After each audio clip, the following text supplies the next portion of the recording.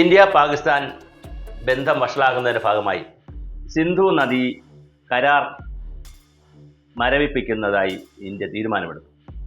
എന്താണ് ഈ സിന്ധു നദീജല കരാർ? അതിനു മുമ്പ് സിന്ധു നദീജലം എന്ന് പറയുന്നത് തന്നെ നദീതടം എന്ന് പറയുന്നത് എന്താണെന്ന് അറിഞ്ഞിരിക്കുന്നതായി.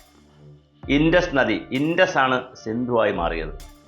അറബികളാണ് വന്ന് 5 തലമുറകളായി നിങ്ങൾക്കൊപ്പം PRS ഹോസ്പിറ്റൽ. സിന്ധു എന്ന നദിയെ ഇൻഡസ് ആക്കിയത്, ഇന്ത്യ എന്നൊക്കെ ഇട്ടത്. അപ്പോൾ സിന്ധു നദി ഇന്ത്യയിലെ വളരെ പ്രധാനപ്പെട്ട ഒരു നദിയാണ്. ടിബറ്റൻ പീഠഭൂമിയുടെ മനോഹരമായ നദീതടമുള്ള ഒരു പ്രദേശമാണ്. ബൊഹാർ ഹുജിമാനിക്കലിന് സമീപം കൈലാസ പർവ്വതത്തിനും മാനസരോവർ തടാകത്തിന് സമീപം ഏകദേശം 5500 മീറ്റർ ഉയരത്തിൽ നിന്നാണ് ഈ നദി ഉത്ഭവിക്കുന്നത്. ലോകത്തിലെ ഏറ്റവും നീളം കൂടിയ 19ാമത്തെ നദിയാണിത്.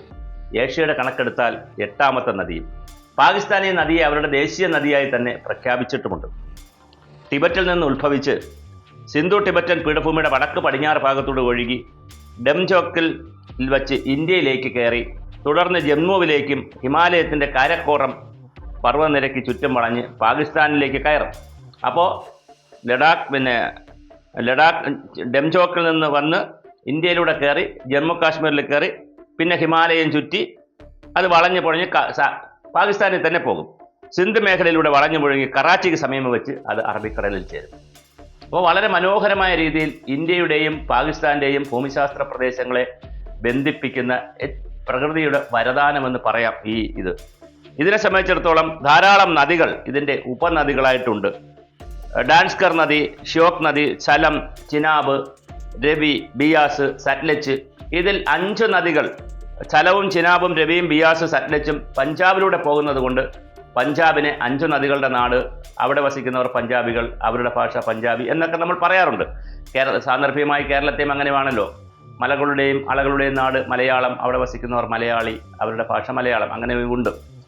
അതുപോലെ സുരുബോൾ, പഞ്ചനാട്, ഗഗ്ഗർ, ഹഗ്ര, ഗിൽഗിത്ത്, സ്വാദ്, യുനാർ, കാബൂൾ, ഗോമാൽ, സോബ് തുടങ്ങിയ നിരവധി നദികൾ അതിൻ്റെ പോഷക നദികളായിട്ടുണ്ട്.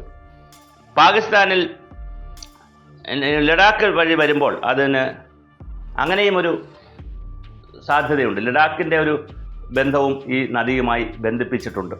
അതുപോലെ തന്നെ ഈ നദിയിൽ പാകിസ്ഥാൻ്റെ കിഴക്കൻ മേഖലയുടെ പ്രദേശങ്ങളെയൊക്കെ ഈ നദി സമ്പുഷ്ടമാക്കുന്നുണ്ട്. പാകിസ്ഥാനിലെ ഏകദേശം 10 മുതൽ 24 കോടി വരെ ജനങ്ങൾക്ക് കുടിവെള്ളവും കൃഷിക്കാവശ്യമായ എല്ലാ വസ്തുക്കളും നൽകുന്നതിൽ ഈ ജലത്തിന് വലിയ പങ്കുണ്ട്.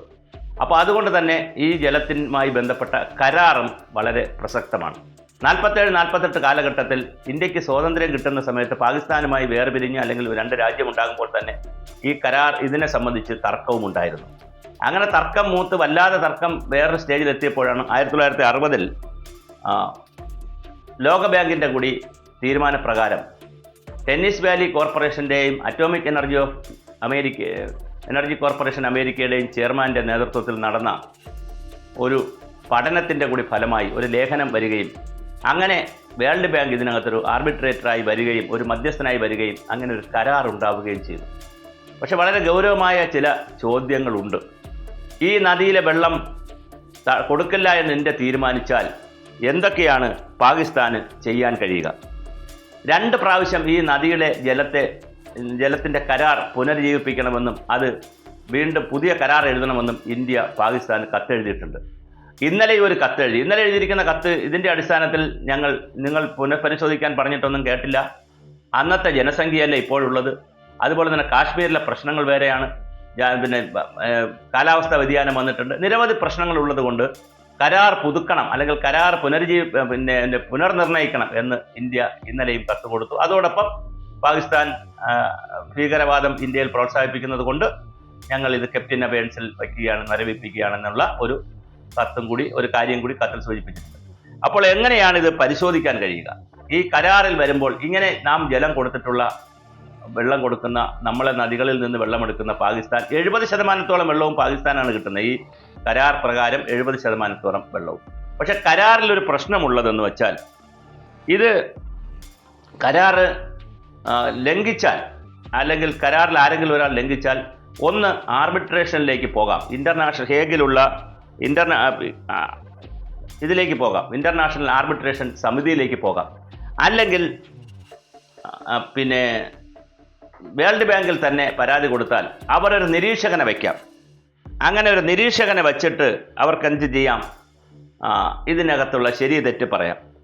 കിഷൻ ഗംഗ റാറ്റിൽ എന്ന് പറയുന്ന 2 പദ്ധതികളുമായി ബന്ധപ്പെടുത്തി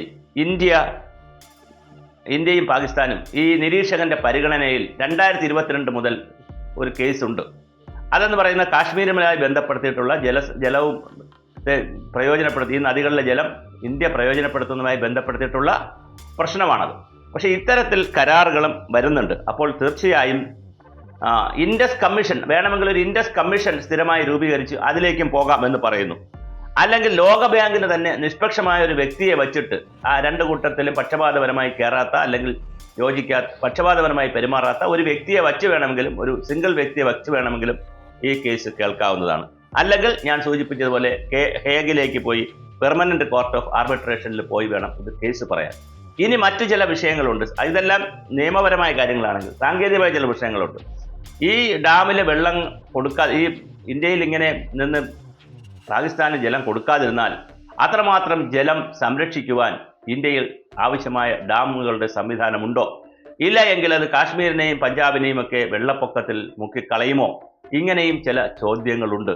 അപ്പോൾ ഒരു വശത്ത് നിയമത്തിൻ്റെ പ്രശ്നങ്ങളുണ്ട്, ആർബിട്രേഷൻ്റെ പ്രശ്നങ്ങളുണ്ട്. മറുവശത്ത് ഈ പറയുന്ന പോലെ ഭൂമിശാസ്ത്രപരമായ പ്രത്യേകതയുമുണ്ട്. നെഹ്റു അന്ന് ഇങ്ങനെ ഒരു കരാറിൽ ഏർപ്പെടുവാൻ, അയ്യൂബ് ഖാനുമായി ഒരു കരാറിൽ ഏർപ്പെടുവാനുണ്ടായ സാഹചര്യത്തെ 2 തരത്തിൽ നമുക്ക് വിലയിരുത്താം. ഒന്ന്, കാശ്മീർ എന്ന് പറയുന്നത് എപ്പോഴും പാകിസ്ഥാന്റെ ഒരു വികാരമായി പാകിസ്ഥാൻ ഉയർത്തി കാണിക്കുമെന്നും അങ്ങനെയാണെങ്കിൽ കാശ്മീരിൽ ഉൾപ്പെടെയുള്ള പ്രദേശങ്ങളിൽ നിന്ന് ജലം പാകിസ്ഥാന് കൊടുത്താൽ പാകിസ്ഥാൻ ചിലപ്പോൾ അതിൽ അടങ്ങി കാശ്മീരിനെ ഉപദ്രവിക്കുന്നതിൽ നിന്ന് മാറാം എന്നൊരു ജിയോ പൊളിറ്റിക്കൽ സ്ട്രാറ്റജി കൂടി നെഹ്റു കണ്ടിരുന്നുവോ? അതോ നെഹ്റുവിൻ്റെ ഒരു മുസ്ലിം സ്നേഹമാണോ?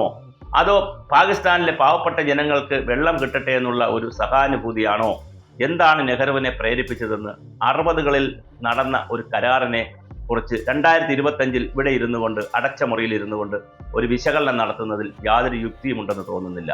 പക്ഷേ ഒരു കാര്യം ശരിയാണ്, കാശ്മീർ എന്ന് പറയുന്നത് ഒരു വികാരം പാകിസ്ഥാൻ ഒരു വികാരമാണെങ്കിൽ ഇന്ത്യയെ സംബന്ധിച്ചിടത്തോളം ഭൂമിശാസ്ത്രപരമായ വളരെ ഗൗരവതരമായ ഒരു പ്രദേശം കൂടിയാണ്.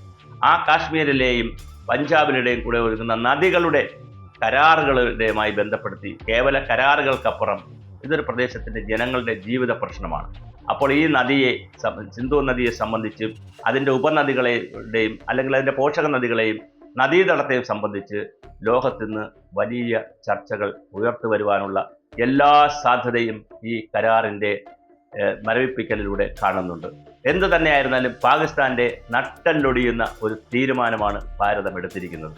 അതുകൊണ്ട് തന്നെയാണ് ജലയുദ്ധം ആരംഭിക്കും എന്ന് പാകിസ്ഥാൻ പറയുന്നത്, അല്ലെങ്കിൽ ആരംഭിച്ചു എന്ന് പറയുന്നത്.